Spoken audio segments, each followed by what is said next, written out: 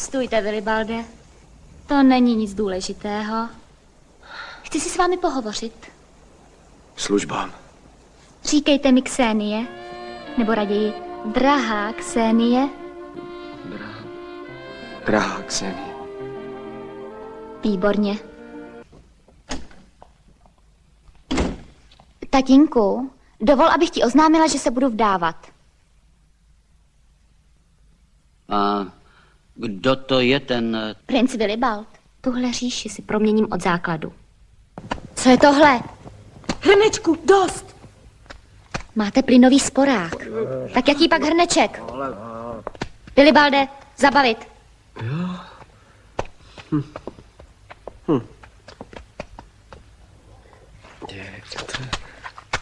No to je... I 7mílové boty. Řekla jsem všechno. Ale to je přece škoda, ne? Vy jste tady proto, abyste mě poslouchal. Všechny čáry a kouzla se prostě ruší. Uhni. Už jsem to napravil. Nic jste nenapravil.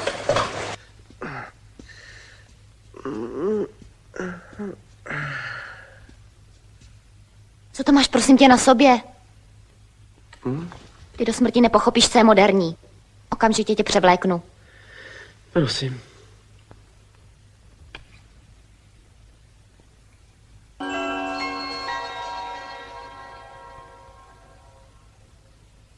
No?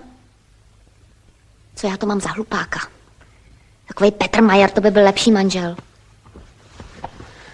Znal ti pár hodin a vzal nohy na ramena. Co si to dovoluješ, ty drzouné?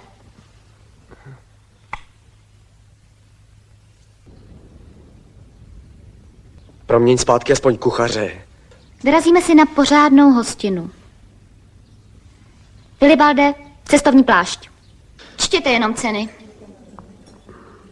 11,20, 12,80, 14,90, 29,90. 3krát. Prosím.